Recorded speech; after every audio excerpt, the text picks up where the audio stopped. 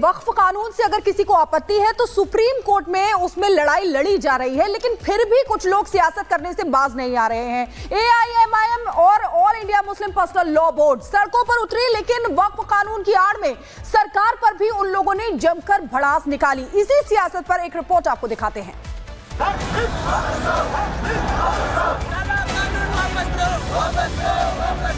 नारे तकबीर। मुझे तो कागज दिखाने पड़ेंगे और आपको कागज की जरूरत नहीं है। ये कैसे हो सकता है भाई? नए वक्फ कानून के खिलाफ विपक्ष की प्रेशर टैक्टिक्स का सिलसिला नॉन स्टॉप जारी है। इसकी एक बानगी शनिवार को हैदराबाद में देखने को मिली, जहां AIMIM और all India Muslim personal law board वक्फ कानून के विरोध में सड़कों पर उतर गई और वक्फ की रखवाली के नाम पर सरकार पर जमकर भड़ास निकाली। AIMIM के दारुस्सलाम स्थित दफ्तर में ओवैसी के साथ मिलकर all India Muslim personal law board ने सरकार के खिलाफ मोर्चा खोला और वक्फ कानून को वापस लेने की मांग करने के साथ ही अपने विरोध की अगली रणनीति भी सामने रखी। All India Muslim personal law board ने ये एक एक्शन प्लान जो है वो लेके आए हैं, जहां आने वाले दिनों में प्रोटेस्ट होंगे और साथ ही साथ कई राउंड टेबल कॉन्फ्रेंसेस होने के लिए all India Muslim personal law board ने ये अनाउंस किया है। यहाँ पे इस प्रदर्शन में AIMIM के सैकड़ों कार्यकर्ता शामिल हुए। पहले एक एक करके मौलानाओं ने वक्फ कानून को लेकर सरकार पर सवाल खड़े किए।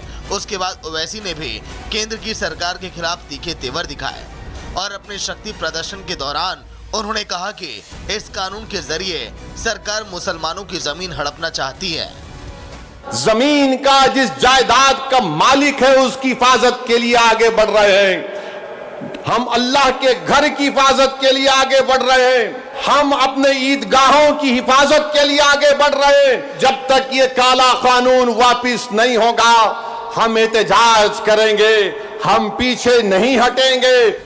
अब वैसे जहां इस कानून पर सवाल खड़े कर रहे हैं, तो वहीं VHP नेता विनोद बंसल कानून का विरोध करने वालों को आईना दिखा रहे हैं। उन्होंने ये साफ कर दिया कि इस देश में कानून सबके लिए समान है और अगर कोई किसी जमीन पर दावा करता है तो उसे उसको साबित भी करना पड़ेगा। ये भारत का कानून है जो सारे नागरिकों पर इक्वली एप्लीकेबल होता है। ऐसा नहीं हो सकता कि आपको तो जमीन का मालिक इसलिए बता दिया जाए क्योंकि आप बहुत सालों से उस पर कब्जा जमाए हुए हैं। मेरे को जमीन का मालिक इसलिए नहीं बताया जा रहा क्योंकि मेरे पास कागज नहीं है। मुझे तो कागज दिखाने पड़ेंगे और आपको कागज की जरूरत नहीं है। ये कैसे हो सकता है भाई? माँ भारती की पुण्य धरा को कलंकित, कलुषित और जो कब्जा करने की जो कोशिश जिहादी मानसिकता के लोग कर रहे हैं, अब ये बर्दाश्त नहीं होगा। हालांकि ऐसे में अभी सवाल भी उठ रहा है कि जब नए वक्फ कानून को लेकर सुप्रीम कोर्ट में सुनवाई चल रही है तो भाईजानों को सड़क पर उतरने की क्या जरूरत है? Bureau report, Republic Bharat. आखिर इस भड़काऊ बयानबाजी का मतलब क्या है? क्यों बार बार इस तरीके के बयान दिए जा रहे हैं? देश की संसद से अगर कानून बन चुका है तो उसके बाद इस तरीके की बयानबाजी का क्या कुछ मतलब है? इस पर चर्चा करेंगे। खास मेहमान हमारे साथ यहां पर जुड़ेंगे। सबसे पहले मौलाना साजिद रशीदी साहब इस वक्त हमें यहां पर ज्वाइन कर रहे हैं। रशीदी साहब, सबसे बड़ा सवाल यह है कि ये जो बयानबाजी चल रही है ये वास्तव में संविधान बचाने की चल रही है या फिर जो वक्फ में जाने के बाद जो अधिकार चले गए हैं, जो जमीन जो अपने खाते चल रहे थे वो साफ हो गए हैं, ये उसके लिए चल रही है लड़ाई?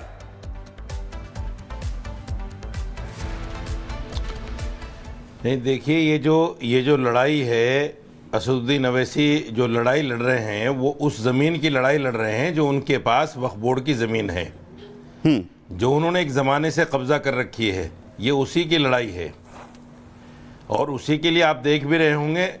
हालांकि वो खुद वकील हैं, बैरिस्टर हैं, उनको पता होना चाहिए कि जब मामला कोर्ट में है तो इस तरह के एहतजाज, इस तरह के प्रदर्शन, इस तरह की धमकियाँ ये सब नहीं होनी चाहिए। लेकिन वो जानबूझकर कर रहे हैं। वो वक्फ कानून का सहारा लेकर मुसलमानों में अपनी पेट बढ़ाना चाहते हैं, मुसलमानों को से हिंसा कराना चाहते हैं और हिंसा भी इस लेवल पर कराना चाहते हैं कि पूरे देश में एक हिंसा का वातावरण हो जाए और उसके बाद में फिर इनको जिनाह बनने का मौका मिल जाए। ये एक नए जिनाह बनना चाहते हैं देश में। ये फिर आपसे कहेंगे कुछ दिन के बाद में कि देखो मुसलमान की न यहाँ ज़मीन महफूज है, न यहाँ मुसलमान खुद महफूज है, इसलिए हमें अलग मुल्क दे दो। बिल्कुल ये मौलाना उस डगर साजिद पे काम रशीदी, कर आपने रहे जो हैं। एक बात कही है कि वो इसलिए खुद सरकार बैरिस्टर है, को चाहिए कि इन खुद पे वकील लगाम है लगाए। जी। मौलाना साजिद रशीदी, जब सुप्रीम कोर्ट में पहले दिन वक्फ कानून को लेकर के सुनवाई हुई थी तो उस दौरान सबसे पहले कंक्लूड करते हुए सुप्रीम कोर्ट की तरफ से बड़ी बात कही गई थी कि जो देश भर में हिंसा हो रही है वो बेहद गलत है और उसी के साथ जो भड़काऊ बयानबाजी हो रही है वो भी बेहद गलत है। उन सब के बीच खुद भी पहुंचे थे असदुद्दीन ओवैसी दोबारा सुनवाई के दौरान, उनकी तरफ से कहा भी गया था कि हम कानूनी लड़ाई लड़ रहे हैं, लेकिन कानूनी लड़ाई लड़ने के बीच में प्रेशर बनाना आखिरकार क्यों? कोर्ट ने कहा है ना कि 7 दिन के भीतर हम सुनेंगे, उसके बाद 5 दिन आपको भी मिलेंगे, आप भी आकर के जवाब दाखिल करिए। तो क्या रुका नहीं जा रहा है? देश में और माहौल खराब करना चाहते हैं? मैं उसी बात को कह रहा हूं कि ये बैरिस्टर हैं, वकील हैं, इनको कोर्ट की गरिमा का पता होगा कि जब मामला कोई भी कोर्ट में लंबित होता है तो फिर सड़कों पर नहीं उतरा जाता। सड़कों पर तो जब उतरा जाता है जब कोर्ट भी ना सुने, सरकार भी ना सुने, तो सड़कों पर उतरने की नौबत आती है। यहाँ तो कोर्ट सुन रहा है ना, तो जब कोर्ट सुन रहा है तो फिर इनको सड़कों पर इस तरह से उतरना, मैंने बताया कि ये जानबूझकर पूरे देश में हिंसा का वातावरण बनाना चाहते हैं, अपने आप को जिना साबित करना चाहते हैं, अपने आप को एक मुस्लिमों का लीडर साबित करना चाहते हैं, अपने आप को ये जताने और बताने की कोशिश कर रहे हैं कि मैं सुप्रीम पावर हूं, मुसलमान मेरी बात को मानता है और मेरी एक आवाज पर बाहर निकल जाता है। बिल्कुल लीडर तो बनाना चाहते हैं राशिदी जी, लेकिन किस तरीके का लीडर बनाना चाहते हैं ये बड़ा सवाल है। हमारे साथ आचार्य विक्रमादित्य भी जुड़ चुके हैं, उनसे बात करते हैं। आचार्य जी, असदुद्दीन ओवैसी जो अपने आप को मुस्लिमों का रहनुमा बताते हैं, लेकिन जिस तरीके से उनके शब्द हैं, आर पार की लड़ाई, मरने के लिए तैयार रहना, ये क्या बताते हैं? क्या वो गरीब मुसलमानों के लिए लड़ रहे हैं या फिर अपनी राजनीतिक लड़ाई लड़ रहे हैं और सरकार के प्रति भड़ास निकाल रहे हैं? बिल्कुल सही बोल रहे हैं, आर पार की लड़ाई है, बिल्कुल उनकी आर पार है, क्योंकि इस प्रकार से उन्होंने वक्फ बोर्ड की लैंडों पे कब्जा कर रखा है। अगर उन्होंने इस कानून का विरोध नहीं किया तो वही बर्बाद हो जाएंगे।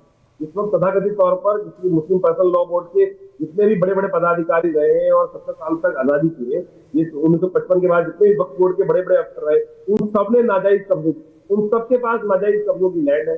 दिल्ली के अंदर आप देख लीजिए, इतना बड़ा होटल बना दिया, 154 रुपए का लीज मनी दे रहे हैं और करीब 40 करोड़ रुपए खुद खा रहे हैं। हैदराबाद के अंदर इतना बड़ा मॉल बना हुआ है और आज देश के कुछ ऐसे लोग हैं कि जो उनके साथ जो उनके साथ खड़े हो गए। यहाँ भी आप देखिएगा, अभी चैनल के अंदर बहुत सारे लोग होंगे जो उनके साथ खड़े हुए उनकी बातें करेंगे। आज बड़ी अच्छी बात है कि हमारे साथ ओवैसी जी जो है, हमारे साथ रशीदी जो है, वो इस बात को समझ रहे हैं, लेकिन अभी भी है इस देश के अंदर कुछ लोग जो इस तथ्य को समझ नहीं रहे हैं और अभी भी उनके साथ घूमे जा रहे हैं। उनको आवश्यकता है कि हम समझे उस बात को और इस देश की वास्तविकता को। अभी जो स्थिति है वो बड़ी विचित्र बनी हुई है। बिल्कुल, मैं वापस आपके पास यहाँ पर लौटूंगा, विक्रमादित्य जी वापस आपके पास यहाँ पर लौटूंगा। सैयद जवाद भी हमारे साथ यहाँ पर जुड़ गए। सैयद जवाद साहब, आचार्य विक्रमादित्य बड़ी बात कह रहे हैं। वो कह रहे हैं कि 2 तरीके हैं जिसके लिए इस वक्त ये लड़ाई लड़ने की कोशिश असदुद्दीन ओवैसी कर रहे हैं, 2 तरीके से बर्बाद हो रहे हैं। वो कह रहे हैं कि एक तो वोट बैंक है जो हाथ से खिसक रहा है, उसके लिए ये बयानबाजी हो रही है, और दूसरा जो रशीदी साहब ने भी कहा, उन्होंने कहा कि जो वक्फ बोर्ड की जमीन हाथ से खिसक गई है उसे भी बचाना है और उसके लिए ये सब हो रहा है, और उसके लिए कहा जा रहा है कि मरने मारने के लिए तैयार रहिए, उसके लिए शहीद होने के लिए तैयार रहिए।